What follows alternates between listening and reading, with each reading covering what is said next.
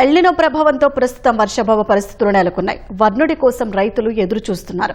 వర్షాలు కురవాలని పశ్చిమ గోదావరి జిల్లా పెనుమాదం గ్రామంలో స్థానికులు కప్పలకు పెళ్లి చేశారు. మేళతాళాలతో కప్పలను ఊరేగించారు.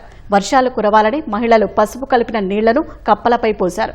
కప్పలకు పెళ్లి చేస్తే వర్షాలు కురుస్తాయని పెద్దలు చెప్పేవారని, అందుకే ఇలా చేశామని స్థానికులు చెబుతున్నారు.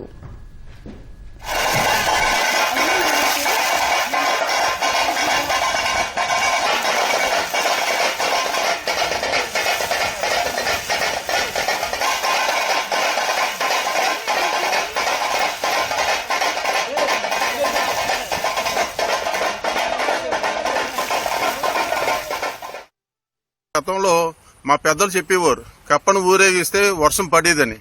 ఆ రీతిలో మేమంతా కూడా కప్పల్ని వీధి వీధి మరి సందులో కూడా ఊరేగించడం జరిగిందండి.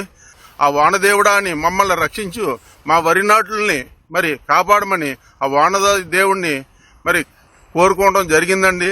ఆ రకంగా సాంప్రదాయ ప్రకారంగానే వర్షం కురుతుందని మేమంతా కూడా ఆశిస్తున్నాం. ప్రతి సంవత్సరం కూడా మరి రైతులు ఈ టయానికి ఊడుపులు అయిపోయాయండి.